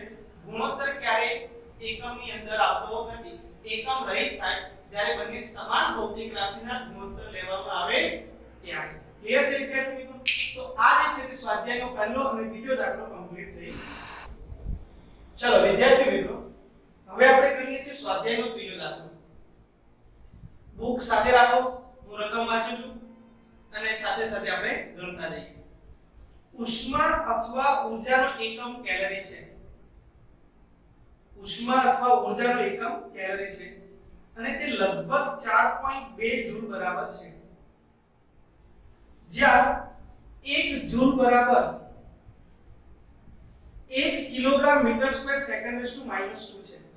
તો અહીંયા શું આપે છે? ઉષ્મા અને ઊર્જાનો એકમ કેલરી છે અને તે લગભગ 4.2 જૂલ છે. એનો મતલબ કેલરીનું યુનિટ છે 1 કેલરી બરાબર 4.2 જૂલ લખાય. બરાબર છે? 4.2 જૂલ બરાબર છે. અને 1 જૂલ બરાબર, જ્યાં 1 જૂલ બરાબર 1 કિલોગ્રામ મીટર સ્ક્વેર સેકન્ડ -2 છે. ધારો કે એકમોની એક નવી પ્રણાલીનો ઉપયોગ કરી. હવે આપણે નવી એકમ પદ્ધતિનો ઉપયોગ કરવાના છે જેમાં દળનો એકમ આલ્ફા કેજી છે. નવી પ્રણાલીમાં દળનો એકમ બરાબર આલ્ફા કેજી. ધ્યાન આપો, દળનો એકમ આલ્ફા કેજી છે. લંબાઈનો એકમ બીટા મીટર છે અને સમયનો એકમ ગામા સેકન્ડ છે. ગેમા અથવા ગામા. સમયનો એકમ ગામા સેકન્ડ છે. તો દર્શાવો કે એકમના સંદર્ભમાં કેલરીનું માપન, આપણે સમજો માપન કરવાનું છે. કેલરીનું માપન આલ્ફા રેસ્ટુ -1, બીટા રેસ્ટુ -2 અને ગામા રેસ્ટુ 2. કેલરીનું પરિમાણ આપણે શોધવાનું છે. કેલરીનું માપન નવા એકમ પદ્ધતિમાં આલ્ફા રેસ્ટુ -1, બીટા રેસ્ટુ -2 અને ગામા રેસ્ટુ 2 છે. આવું દર્શાવવાનું છે ભાઈ. આ આપણો આન્સર છે. આવું આપણે દર્શાવીશું. કોનું માપન દર્શાવવું છે? કેલરીનું. તો વિદ્યાર્થી મિત્રો ધ્યાન આપો, 1 કેલરી બરાબર શું લખાય? 4.2 જૂલ લખાય. બરાબર છે? 1 કેલરી બરાબર શું લખાય? 4.2. તો 4.2 જૂલ એ જ આપણે જો ધ્યાન આપજો કેલરી છે. તો 4.2 જૂલ બરાબર 1 કેલરી. અને જૂલનો યુનિટ આપણને આપેલો છે. તો 4.2 1 જૂલ બરાબર 1 કિલોગ્રામ મીટર સ્ક્વેર સેકન્ડ -2. આને આપણે 1 કેલરી કહી શકીએ. તો વિદ્યાર્થી મિત્રો આ દાખલો સમજવા જેવો દાખલો છે. ડાયરેક્ટ તમે સોલ્વ નહીં કરી શકો. તો વ્યવસ્થિત આને સમજો, ડિટેલમાં લખું છું. એનો મતલબ કે મારે લખવું હોય 1 કેલરી બરાબર 4.2 kilogram metre square second -2. 1 calorie બરાબર આવું લખી શકાય. હવે તમારે કેલરીનું માપન છે તે નવા પ્રણાલી એટલે કે નવી એકમ પદ્ધતિમાં શોધવું છે. તો જ્યારે કોઈ બે અલગ અલગ એકમ પદ્ધતિ હોય તેમની વચ્ચેનો સંખ્યાત્મક સંબંધ મેળવવો. પારિમાણિક વિશ્લેષણ ની અંદર આપણે આ સમજેલા હતા. પારિમાણિક વિશ્લેષણનો ત્રીજો ઉપયોગ આપણે અગાઉના વિડિયોની અંદર તમે જોઈ લેજો તો તમને સમજણ પડશે કે આપણે બે અલગ અલગ એકમ પદ્ધતિ હોય તેમની વચ્ચેનો સંખ્યાત્મક સંબંધ કેવી રીતે મેળવી શકાય તેના માટેનું સમીકરણ હતું n1u1 બરાબર શું લખતા હતા વિદ્યાર્થી મિત્રો? n2u2. તો આપણી એક એકમ પદ્ધતિ છે કેલરી, એટલે આ જ થયું કેલરી. જ્યારે બીજી એકમ પદ્ધતિ આ નવી એકમ પદ્ધતિ છે. તો હું જો ડાયરેક્ટ લખું છું આ પહેલી એકમ પદ્ધતિ. એનું મૂલ્ય n1 એટલે મૂલ્ય 4.2. એનો એકમ શું છે? Kilogram metre square second -2. આ નવી એકમ પદ્ધતિ. આ નવી એકમ પદ્ધતિમાં તો આપણે શોધવાનું છે. આ નવી એકમ પદ્ધતિમાં એનું મૂલ્ય શોધવું છે. નવી એકમ પદ્ધતિમાં એકમ આપણને આપેલા છે દળનો એકમ આલ્ફા, લંબાઈનો એકમ બીટા, સમયનો એકમ ગામા. ચાલો ભાઈ તો ઊર્જાની વાત ચાલે છે તો દળની કેટલી ઘાત આવશે 1 એટલે આલ્ફા કેજી ની 1 ઘાત. ચાલો લંબાઈનો એકમ બીટા મીટર પરંતુ ઊર્જાની અંદર લંબાઈનું પરિમાણ કેટલું 2 તો લખાય બીટા મીટર અને લંબાઈનું પરિમાણ 2. સમયનું પરિમાણ m1 l2 શોધવાય t - 2 એટલે કે ગામા સેકન્ડ પરંતુ એનું પરિમાણ કેટલું -1 અહીંયા જોઈ શકો દળનું પરિમાણ 1 લંબાઈનું પરિમાણ 2 સમયનું પરિમાણ -2. લંબાઈનું પરિમાણ 1 દળનું પરિમાણ 1 લંબાઈનું પરિમાણ 2 અને સમયનું પરિમાણ -2. 4.2 kg metre square second raise to -2 n2 alpha raised to 1 એટલે alpha kg raised to 1 એટલે kg beta raised to 2 meter raised to 2 alpha raised to -2 second raised to -2 બરાબર છે. ચલો બંને બાજુથી કિલોગ્રામ ઉડી જશે મીટર સ્ક્વેર પણ ઉડી જશે second raised to -2 પણ ઉડી જશે તો 4.2 is equal to n2 alpha beta square gamma raised to -2. તો આના પરથી આપણે n2 શોધીએ. નવીન એકમ પદ્ધતિમાં આપણે કેલરીનું મૂલ્ય શોધીએ છીએ ધ્યાન આપજો તો શું મળશે તો 4.2 ના છેદમાં alpha beta raise to 2 gamma raise to -2.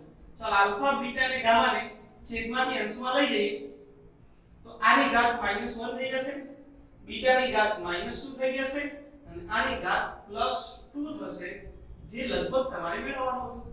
આલ્ફાની ઘાત -1 બીટાની ઘાત -2 અને ગામાની ઘાત -2. કેલરીનું માપન આના સંદર્ભમાં હોવું જોઈએ જે આપણે અહીંયા સાબિત કરી બતાવ્યું. તો એક અગત્યનો ક્વેશ્ચન હતો કે જુદી જુદી એકમ પદ્ધતિ વચ્ચે જો સંખ્યાત્મક સંબંધ મેળવવો હોય તો તમે આ પ્રકારે મેળવી શકો. ક્લિયર છે વિદ્યાર્થી મિત્રો? તો હવે બીજા દાખલા તરફ જાવશું. સ્વાધ્યાયનો હવે આપણે દાખલો લઈશું. સ્વાધ્યાયનો દાખલા નંબર 4. વિદ્યાર્થી મિત્રો આ દાખલો જે છે કે આપણે સાથે ડિસ્કશન જ કરીએ કેમ કે થિયરિટિકલ ક્વેશ્ચન છે એટલે આપણે એને ગણતરી પણ નથી કરતા અને લખતા પણ નથી આપણે ચર્ચા કરીએ છીએ બરાબર છે અને જેના દ્વારા તમે સરળતાથી સમજી પણ શકશો અને હું જે પણ કંઈક બોલું છું તે તમે નોટ ડાઉન પણ કરી શકો.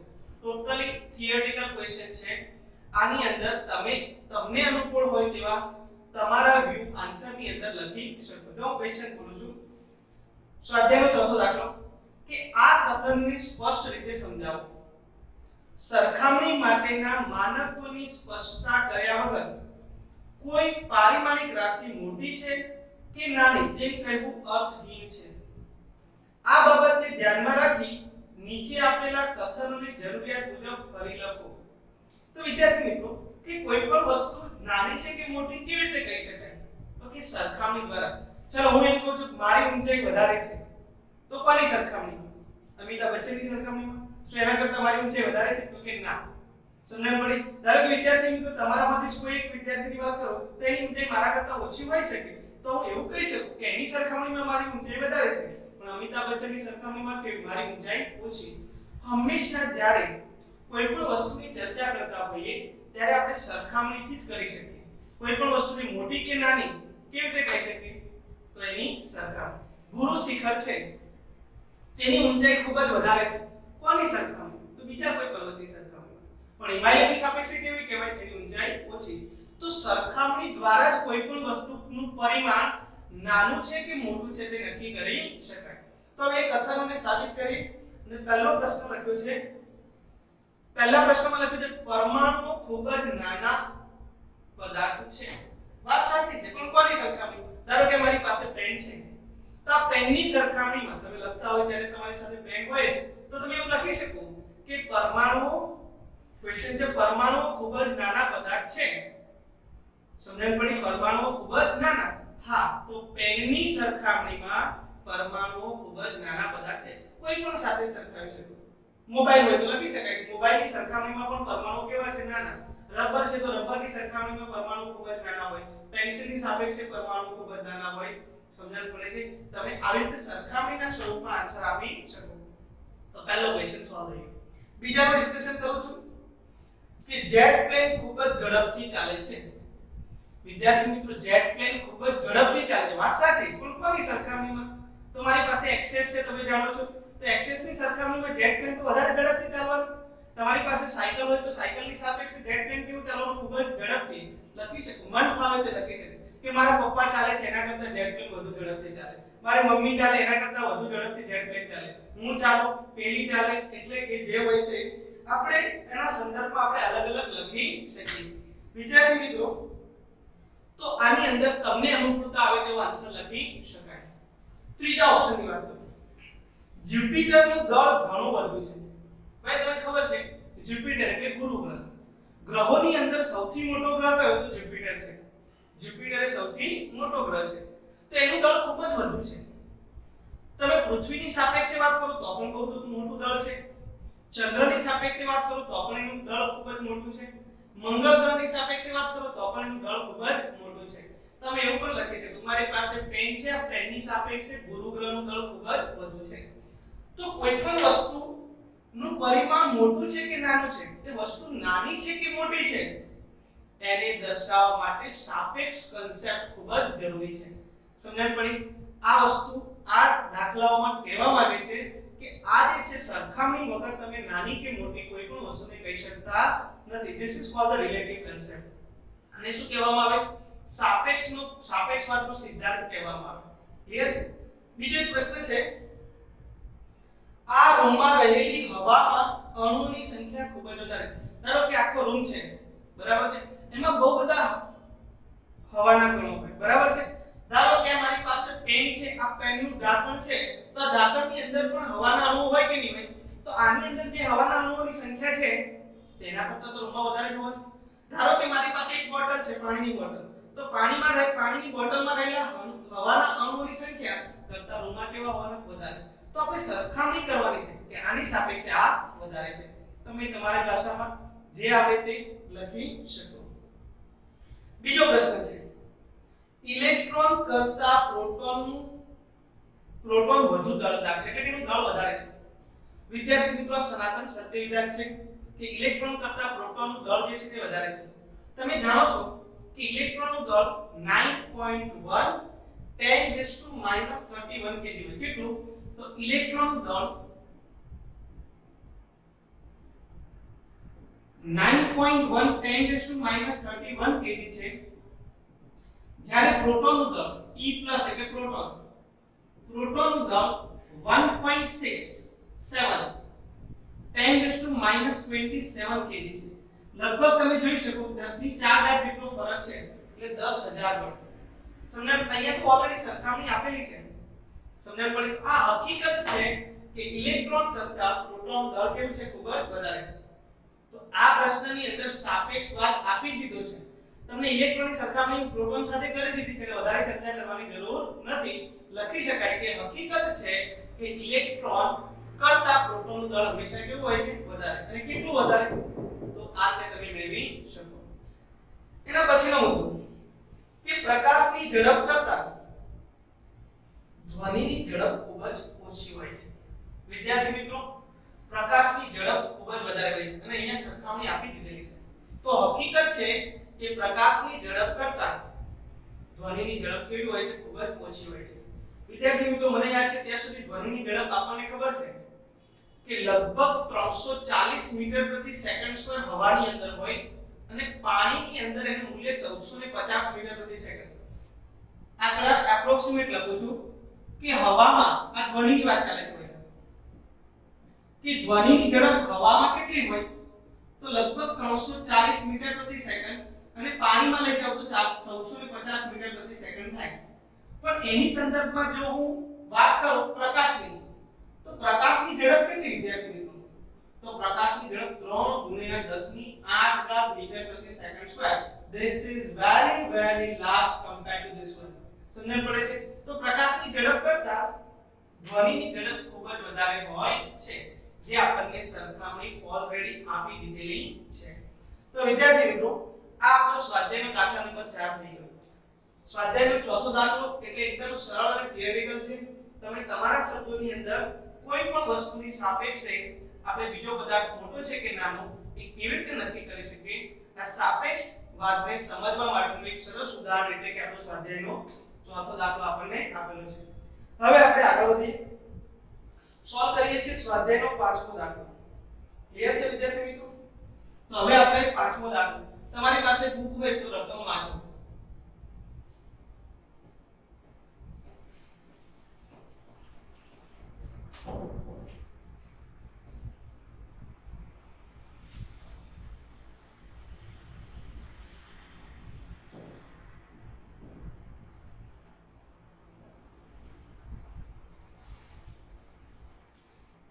चलो स्वाध्यायના દાખલા નંબર 5 ની વાત કરીએ.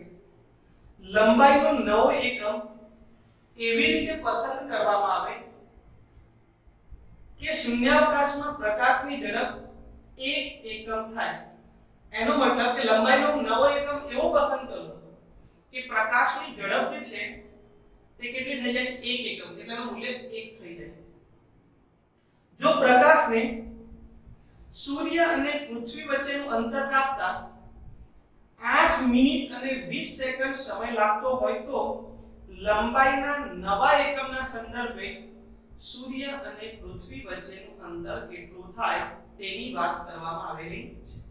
તો અહીંયા શું કરવાનું છે વિદ્યાર્થી મિત્રો? થોડું ધ્યાન રાખો કે આપણે લંબાઈનો એક નવો એકમ શોધવાનો છે કે જેના દ્વારા આપણને પ્રકાશની ઝડપ જે છે તે કેટલી મળવાની છે?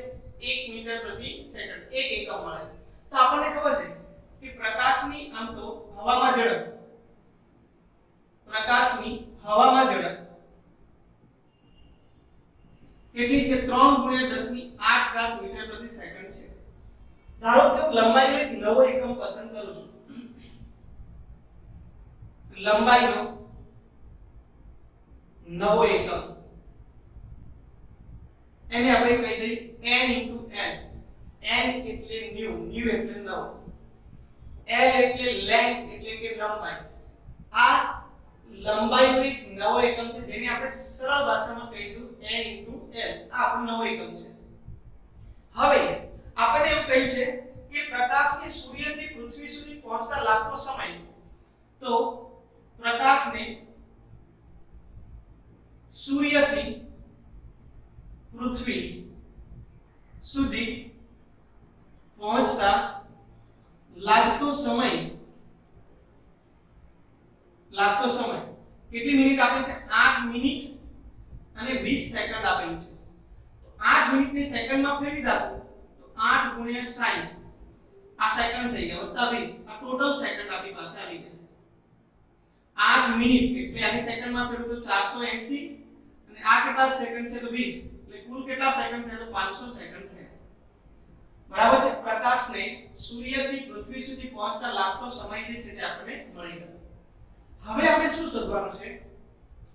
તો આપણે શોધવાનું છે કે લંબાઈના નવા એકમની અંદર સૂર્ય અને પૃથ્વી વચ્ચેનું અંતર કેટલું હશે? તો સૂર્ય અને પૃથ્વી વચ્ચેનું અંતર, સૂર્ય અને પૃથ્વી વચ્ચેનું અંતર. વિદ્યાર્થી મિત્રો આપણે એવું લખીએ છીએ ઝડપ બરાબર અંતરના છેદમાં સમય. તો મારે અહીંયા શોધવું છે અંતર. તો અંતર બરાબર લખાય ઝડપ ગુણ્યા સમય. ઝડપ ગુણ્યા સમય. હવે વિદ્યાર્થી મિત્રો નવી એકમ પદ્ધતિમાં ઝડપનું મૂલ્ય કેટલું આપે છે? નવી એકમ પદ્ધતિમાં ઝડપનું મૂલ્ય 1 એકમ થવું જોઈએ. નવી એકમ પદ્ધતિમાં ઝડપ કેટલો થવો જોઈએ? 1 એકમ. ધ્યાન રાખજો, વસ્તુ સમજો. ઝડપ બરાબર અંતર ભાગ્યા સમય. એકમ આવશે મીટર પ્રતિ સેકન્ડ સ્ક્વેર. પણ નવી એકમ પદ્ધતિમાં આપણે મીટરનો એકમ કેમ લીધો? n * l. નવી એકમ પદ્ધતિમાં લીધો છે. ભાગ્યા સમય ટાઈમ એકમ થઈ ગયો. આપણી પાસે સમય કેટલો છે? 500 સેકન્ડ. થોડું ડિટેલમાં જઈએ છીએ, ધ્યાન આપો. સેકન્ડ ને આપણે s વડે દર્શાવીએ. s cancel. 500 × 1 એટલે 500 n એટલે નવી એકમ પદ્ધતિમાં એનું મૂલ્ય 500 જેટલું મળે. 500 in new length. નવી એકમ પદ્ધતિમાં અથવા નવા એકમ મુજબ એનું મૂલ્ય કેટલું મળે છે? 500. તો આ પ્રકારે દાખલો સોલ્વ કરી શકાય. તો વિદ્યાર્થી મિત્રો સાથે સાથે લખતા પણ રહેજો. હવે આપણે ચર્ચા કરીએ છીએ દાખલા નંબર 6 ની. સ્વાધ્યાય દાખલા નંબર 6 એક વિદ્યાર્થી 100 મોટવણી ધરાવતા માઇક્રોસ્કોપ વડે વિદ્યાર્થી મિત્રો મોટવણી ખ્યાલ હોવો જોઈએ ધોરણ 10 ની અંદર મને યાદ છે ત્યાં સુધી તમે ઓપ્ટિક્સ ભણ્યા ઓપ્ટિક્સ પ્રકાશશાસ્ત્ર બરાબર છે કિરણ પ્રકાશશાસ્ત્ર કહેવાય જેને એ કિરણ પ્રકાશશાસ્ત્રની અંદર જો તમે મોટવણી શબ્દ સાંભળ્યો હોય તેમાં લખતા હતા પ્રતિબિંબની ઊંચાઈના છેદમાં વસ્તુની ઊંચાઈને શું કહેવાય મોટવણી કહેવાય તમે ઘણીવાર નથી કરતા કેમેરો લઈને બેઠા ડીએસએલઆર કેમેરો તો ડીએસએલઆર કેમેરાની અંદર આપણે ઝૂમ ઇન અથવા ઝૂમ આઉટ કરતા હોય ઝૂમ કરીએ ને તો લખેલું હોય 4x 5x 15x તો 5x નો મતલબ શું થાય કે વસ્તુ છે એના કરતા 5 ગણી મોટી દેખાય છે એટલે એની મોટવણી 5 થાય કેમ કે મોટી કેટલી દેખાય 5 ગણી તો જે 10 સેન્ટીમીટર છે અને 50 સેન્ટીમીટર દેખાય તો 50 ભાગ્યા 10 એટલે 5 આ એની મોટવણી થઈ ગઈ બરાબર છે કોઈ પણ લખેલું 40x તો એનો મતલબ કે એ વસ્તુને 40 ગણી મોટી કરી શકે આ મોટવણીનો એક પ્રશ્ન છે હવે સમજીએ છીએ આગળ એક વિદ્યાર્થી 100 મોટવણી એટલે વસ્તુ કેટલા ગણી કરી શકે છે 100 ગણી 100 મોટવણી ધરાવતા માઇક્રોસ્કોપ વડે માનવ વાળની જાડાઈ માપે છે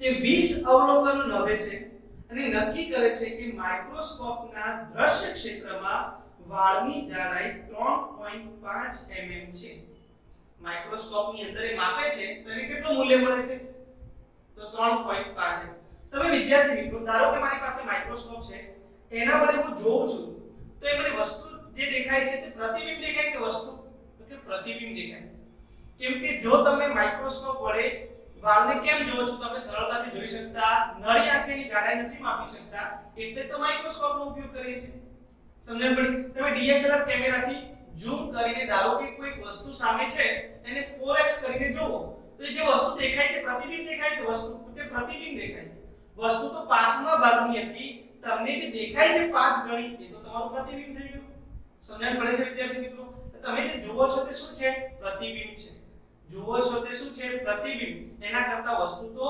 અનેક ગણી નાની પણ હોઈ શકે તો હવે ધ્યાન આપજો એને જે માઇક્રોસ્કોપ વડે વાળની જાડાઈ માપી તે 3.5 mm મળે તો હવે વાળની અંદાજિત જાડાઈનું અનુમાન કરો કે હકીકતમાં એ વાળ જે છે એની જાડાઈ કેટલી હોવી જોઈએ તો વિદ્યાર્થી મિત્રો મોટવણી કોને કહીશું મોટવણી એટલે આપણે જે અવલોકન કર્યું તે અવલોકનનું પરિમાણ એટલે કે પ્રતિબિંબનું પરિમાણ ના છેદમાં વસ્તુનું પરિમાણ સાચું પરિમાણ કહેવાય તમે લખતા હતા ને કે મોટવણી એટલે શું તો પ્રતિબિંબની ઊંચાઈ ના છેદમાં વસ્તુની ઊંચાઈ તો અહીંયા હું એવું જ લખીશ કે અવલોકન છે એટલે અવલોકન એટલે આપણે પ્રતિબિંબનું પરિમાણ છેદમાં સાચું પરિમાણ મારે સાચું પરિમાણ શોધવું છે સાચું પરિમાણ મારે શોધવું છે અવલોકનનું પરિમાણ ના છેદમાં શું લખીશ મોટવણી ચલો વિદ્યાર્થી અવલોકનનું પરિમાણ કેટલું મળે તો તમે અવલોકન દ્વારા જ્યારે જાડાઈ માપી ત્યારે 3.5 mm મળે અને મોટવણી આપણને કેટલી આપેલી છે 100 તો આને 100 વડે ભાગી નાખું તો 0.035 mm એટલે 10 ની -3 ઘાત મીટર મળે આ બે પોઈન્ટને આ બાજુ ખસેડું તો 3.5 કેટલા પોઈન્ટ ખસેડે 1 અને 2 કઈ બાજુ જમણી બાજુ તો આમાં 2 માઈનસ ઘાતમાં વધારો થાય એટલે -2 અને -3 એટલે કે -5 મીટર વિદ્યાર્થી મિત્રો આને આમ પણ લખાય હજી એક પોઈન્ટ ખસેડું ને તો લખાય 35 એક પોઈન્ટ કઈ બાજુ ખસેડ્યું જમણી બાજુ તો આમાં -1 કરવાનું એટલે -6 મીટર કેમ આવું લખ્યું તેની પણ ચર્ચા કરો -6 મીટર એટલે માઇક્રોમીટર કહેવાય એટલે આન્સર આવે 35 માઇક્રોમીટર નેનો ટેકનોલોજી ધોરણ 10 નું ચેપ્ટર સમજણ પડી એમાં આપણે કહેતા હતા કે વાળની જાડાઈનું પરિમાણ માઇક્રોમીટરના ક્રમનું હોય છે તો એ આપણે માઇક્રોમીટરના ક્રમનું જે જાડાઈ છે તે આપણે અહીંયા દર્શાવી છે એટલે આપણે એને માઇક્રોમીટરના ક્રમમાં દર્શાવી છે ક્લિયર છે વિદ્યાર્થી મિત્રો તો આ પ્રકારે તમે સ્વાધ્યાયનો દાખલા નંબર 6 ગણી શકો હવે આપણે ચર્ચા કરીએ નેક્સ્ટ એક્ઝામ્પલ હવે આપણે ગણીશું સ્વાધ્યાયનો દાખલા નંબર 9 7 અને 8 આપણે અગાઉના જે સેશન લીધા છે એમાં ટોપિક વાઇઝ આપણે દાખલા ગણી ચૂક્યા છે. ધારો કે એક સાતમો અંકનો દાખલો છે અને એક ત્રુટીનો છે, તો આપણે સાતમો દાખલો અને આઠમો દાખલો તમારે જોવો હોય તો અગાઉના સેશન જે ખોલીને તમે જોઈ શકો, અથવા તો આપણે અત્યારે કન્ટિન્યુ કરીએ છીએ સ્વાધ્યાયના દાખલા નંબર 9 ને. ચાલો, આઈ હોપ વિદ્યાર્થી મિત્રો લખાઈ ગયો છે. એકદમ સરળ ભાષાની અંદર આપણે સોલ્યુશન કરેલું છે. ચાલો હવે આપણે સોલ્વ કરીએ છીએ સ્વાધ્યાયનો દાખલા નંબર 9.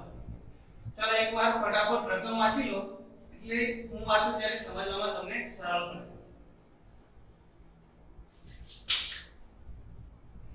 ચાલો વિદ્યાર્થી મિત્રો, સ્વાધ્યાયનો દાખલા નંબર 9. એક મકાનનો ફોટોગ્રાફ 35 mm ની સ્લાઇડ પર, સરસ દાખલો છે, ધ્યાન આપજો, 1.75 સેન્ટીમીટર સ્ક્વેર ક્ષેત્રફળને આવરી લે છે. આ સ્લાઇડને એક પડદા પર પ્રોજેક્ટ કરતા પડદા પર મકાનનું ક્ષેત્રફળ 1.55 મીટર સ્ક્વેર મળે છે. તો પ્રોજેક્ટર પર પડદાની ગોઠવણીની રેખીય મોટવણી શોધો. હવે રેખીય મોટવણી શોધવાની છે. કેવી રીતે? તો મારી પાસે એક સરસ મજાનું ઉદાહરણ દ્વારા સમજાવું છું. જેના આ એક પ્રોજેક્ટર છે. પ્રોજેક્ટર આ બાજુ એક નાની સ્લાઇડ મૂકી, એક મારી પાસે ફોટો છે, મકાનનો ફોટો છે, મકાનનો ફોટો, આ ફોટો છે, સ્લાઇડ. તમે સમજતા છો, બાયોલોજી વાળા વિદ્યાર્થી મિત્રો, પણ માઇક્રોસ્કોપ ની અંદર આપણે શું કરીએ, નીચે એક સ્લાઇડ મૂકીએ અને આપણે જોઈએ તો આ સ્લાઇડ ની અંદર આપણને અણુ કે પરમાણુ સાઈઝ બહુ મોટી દેખાય. હવે આને જ આપણે પ્રોજેક્ટર વડે જોઈએ ત્યારે અહીંયા બહુ મોટું પ્રતિબિંબ મળે છે. અહીંયા મોટી સ્લાઇડ દેખાય. સમજણ પડે? તમે ઘણી વાર જોતા પિક્ચર પ્રોજેક્ટર ની અંદર જોતા હોય તો નાના નાના બાળકો બી બહુ મોટા દેખાય, ખબર છે? આ પ્રોજેક્ટર ની વાત છે. તમને આ સ્લાઇડ છે એનું ક્ષેત્રફળ આપી દીધેલું છે 1.75 સેન્ટીમીટર નું વર્ગ. વિદ્યાર્થી મિત્રો, આ જે સ્લાઇડ છે એનું ક્ષેત્રફળ 1.75 સેન્ટીમીટર સ્ક્વેર છે અને પડદા ઉપર તમને જે દેખાય છે 1.55 મીટર સ્ક્વેર છે. જોજો, સમજજો. તો હવે મારે રેખીય મોટવણી શોધવી છે. શું વિદ્યાર્થી મિત્રો, આમાંથી વસ્તુ કઈ અને પ્રતિબિંબ કયું તમે નક્કી કરો. તો આપણી વસ્તુ હતી સ્લાઇડ છે, એનું પ્રતિબિંબ આપણે પડદા પર મૂક્યું. તો આ પ્રતિબિંબનું પરિમાણ છે, જ્યારે આ શું છે, વસ્તુનું પરિમાણ. તો મોટવણી શું લખાય? તો મોટવણી એટલે કે લખાય પ્રતિબિંબનું પરિમાણ ના છેદમાં વસ્તુનું પરિમાણ. ક્લિયર છે? તો એના પરથી આપણે મોટવણી શોધીએ. બીજી વસ્તુ, મોટવણી બે પ્રકારની હોય, ક્ષેત્રીય મોટવણી અને રેખીય મોટવણી. જો ક્ષેત્રફળનો ગુણોત્તર લો તો ક્ષેત્રીય મોટવણી મળે અને લંબાઈનો ગુણોત્તર લો તો રેખીય મોટવણી મળે. એટલે મીટર સ્ક્વેર છે, અહીંયા બી આવું લખાય, મીટર સ્ક્વેર અને સેન્ટીમીટર સ્ક્વેર. આનો ગુણોત્તર લઈએ તો તમને કઈ મોટવણી મળે? ક્ષેત્રીય મોટવણી. ક્ષેત્રફળનો ગુણોત્તર ક્ષેત્રીય મોટવણી આપે, લંબાઈ અને અંતરનો ગુણોત્તર લઈએ તો રેખીય મોટવણી આપે. તો અહીંયા હવે સમજીએ છીએ, ધ્યાન આપો. આ વસ્તુ પરથી તમને થોડો કન્સેપ્ટ સમજવું પડશે, પણ દાખલામાં ગણવાનું શું છે એની ચર્ચા હવે આપણે કરીએ. સ્વાધ્યાય દાખલા નંબર 9.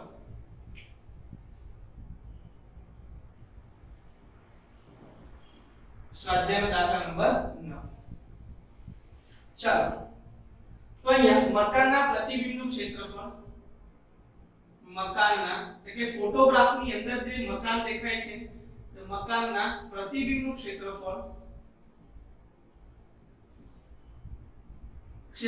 કેટલું મળતું હતું? 1.55 મીટર સ્ક્વેર મળતું હતું.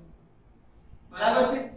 અને એનું સાચું મૂલ્ય એટલે કે આપણને જે સ્લાઇડ ની અંદર દેખાય છે મકાનના ફોટોગ્રાફનું સ્લાઇડ પર ક્ષેત્રફળ, મકાનના ફોટોગ્રાફનું સ્લાઇડ પર ક્ષેત્રફળ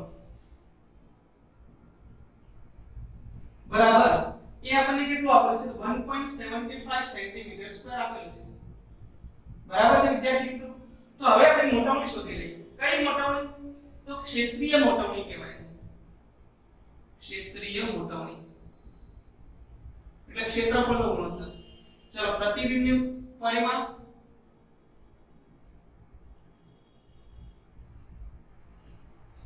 ભાગ્યા વસ્તુનું પરિમાણ. ચાલો પ્રતિબિંબ એટલે કે કેટલું મોટું છે તે આપણું પ્રતિબિંબ છે 1.55 મીટર સ્ક્વેર અને નાનું છે તે આપણું વસ્તુ છે 1.75 સેન્ટીમીટર સ્ક્વેર. ચાલો 1 મીટરમાં છે 1 સેન્ટીમીટરમાં છે તો શું કરીશું જે મોટો એકમ હોય તેને ફેરવવાનું તો ગણતરી સરળ થાય. 1.75 મીટર એટલે 100 સેન્ટીમીટર 10 ની 2 ઘાત સેન્ટીમીટર નો વર્ગ સેન્ટીમીટર નો સ્ક્વેર.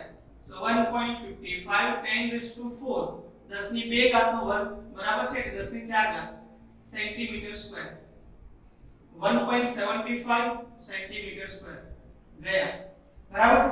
વિદ્યાર્થી મિત્રો 1.55 ડિવાઇડ બાય 1.75 કરીએ અને એને જો હું 10 ની 4 ઘાત વડે કેલ્સીની અંદર આ વસ્તુ કરી નાખું 1.55 ગુણ્યા 10000 ભાગ્યા 1.75 તો તમારો આન્સર આવશે એપ્રોક્સિમેટ 8860.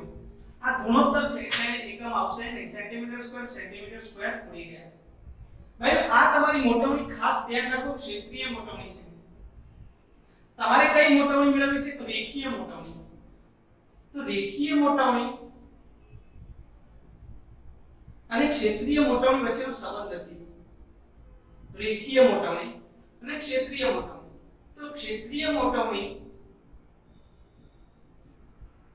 ની વર્ગમૂળ લઈએ તો રેખીય મોટવણી મળે. રેખીય એટલે આ મીટરમાં આવે અને આ તમારું મીટર સ્ક્વેર હોય છે. ક્ષેત્રીય મોટવણી શામાં આવે મીટર સ્ક્વેરમાં. રેખીય મોટવણી શામાં આવે મીટર. આ બંને વચ્ચેનો સંબંધ કરો તો આને સ્ક્વેર રૂટમાં લઈ લો એટલે મળી જાય. બરાબર છે. તો હવે ધ્યાન આપીશું તો આનું વર્ગમૂળ લઈ લઈએ. ચાલો વિદ્યાર્થી મિત્રો તો કેલ્સીની અંદર ગણી નાખો આનું વર્ગમૂળ કેટલું આવે છે તો √8860 આનું વર્ગમૂળ લઈએ તો એપ્રોક્સિમેટ તમારો આન્સર આવશે 94.1 એટલે કે 94 બરાબર છે. ગુણોત્તર છે મોટવણી છે એકમ હોતો નથી. This is our answer and very simple. બરાબર છે વિદ્યાર્થી મિત્રો. તો તમે ક્ષેત્રીય મોટવણી શોધી શકો અને આ ક્ષેત્રીય મોટવણી પરથી રેખીય મોટવણી કેવી રીતે શોધી શકાય તેની પણ ચર્ચા અહીંયા હોય. એટલે અમુક વસ્તુ આપણી બુકની અંદર નથી પણ સ્વાધ્યાયના દાખલાઓ જે છે તે બહુ સરસ છે. જેને વ્યવસ્થિત સોલ્વ કરો એમાંથી બહુ બધા કન્સેપ્ટ શીખવા મળે. એક સારી એવી નોટબુક બનાવો જેમાં અલગ અલગ કન્સેપ્ટ પણ લખો. એવું નહીં ફિઝિક્સની નોટબુક બનાવો છો પણ એક સાથે બીજી એક નાની ડાયરી બી રાખો જેમાં તમે કન્સેપ્ટ લખો કે મોટવણી શોધવાની છે તો ક્ષેત્રીય મોટવણી શોધવી છે કે રેખીય મોટવણી શોધવી છે કઈ રીતે શોધી શકાય તેની ચર્ચા અહીંયા કરી. કોઈ વાર રેખીય મોટવણી આપી હશે ક્ષેત્રીય મોટવણી શોધવાની હોય ક્ષેત્રીય મોટવણી આપી હોય તો રેખીય મોટવણી શોધી શકાય. તો આ દરેક કન્સેપ્ટ જે છે તે તમે અહીંયાથી સમજી શકો. વધારાના સ્વાધ્યાયના દાખલા અને સ્વાધ્યાયના દાખલા NCERT બુકની અંદર સારા આપેલા છે થોડાક લેવલ વાળા. તો એમાં તમને એવા કન્સેપ્ટ જાણવા મળશે કે જે આપણને નીટ અને JEE માં પણ બહુ કામ લાગશે. તો એના માટે બી એક સારી એવી બુક બનાવતા કે જેમાં તમે ખાલી કન્સેપ્ટ લખ્યા છો. તો જ્યારે તમે નીટના આપણે ક્વેશ્ચન સોલ્વ કરીશું ત્યારે એવા કન્સેપ્ટ કામ આવશે. ત્યારે હું જણાવીશ કે ખરા કે તમને મેં કહેલું કે આ ઉદાહરણ આ સ્વાધ્યાયની અંદર આવો કન્સેપ્ટ છે. જો તમે ત્યારે તમારી નોટબુકમાં લખ્યો હોય તો તમે સરળતાથી અત્યારે આ ટોપિકને સમજી શકો. ક્લિયર છે વિદ્યાર્થી મિત્રો? ખાસ આપણી પોતાની હેન્ડ રિટન નોટબુક વ્યવસ્થિત હોવી જોઈએ જે કમ્પલસરી છે. ક્લિયર છે? સારું એવું નોલેજ મેળવવું હોય તો પોતાના અક્ષરે તમે બીજું મટીરીયલ વાંચો કે બધું પોતાના અક્ષર વાળું મટીરીયલ વાંચો ને તો એમાં વધારે ને વધારે બેનિફિટ થાય. ઓલવેઝ ગ્રાસ્પિંગ પાવર જે છે ને તમારા હેન્ડ રિટન નોટમાં જ વ્યવસ્થિત હોય. મારી પાસે ટેક્સ્ટ બુક છે મોડર્ન છે બહુ બધી ટાઈપ બુકો છે છતાં મેં શું બનાવ્યું છે મારી હેન્ડ રિટન નોટ કેમ કે આનું ગ્રાસ્પિંગ પાવર બહુ વધારે છે. તો તમે પણ પોતાની એક નોટ બનાવો. બરાબર છે? તમારે આ બધું જ લખાણ જે છે તે જોઈતું હોય તો હું તમને PDF પ્રોવાઈડ કરીશ. બરાબર છે? ચેપ્ટરના અંતમાં છેલ્લે હું PDF મૂકી દઈશ. તમે ત્યાંથી આ મટીરીયલ ડાઉનલોડ બી કરી શકો. પરંતુ તમારે ડાઉનલોડ કર્યા પછી પણ તમારે તો તમારી નોટમાં લખવાનું જ છે. સમજ પડે કે જેથી તમારું રીડિંગ જે છે તે ઓન રાઇટિંગમાં તમારા જ રાઇટિંગની અંદર હોવું જોઈએ. ચલો વિદ્યાર્થી મિત્રો તો અહીંયા આપણે સ્વાધ્યાયના 9 દાખલા સુધીનું કામ પૂરું થયું. હવે આપણે જે બાકીના દાખલા જે છે તે આપણે સોલ્વ કરીશું નવા સેશનની અંદર. તો બાકીના દાખલા જોવા માટે આપણે હવે મળીશું નવા સેશનની અંદર. So thank you.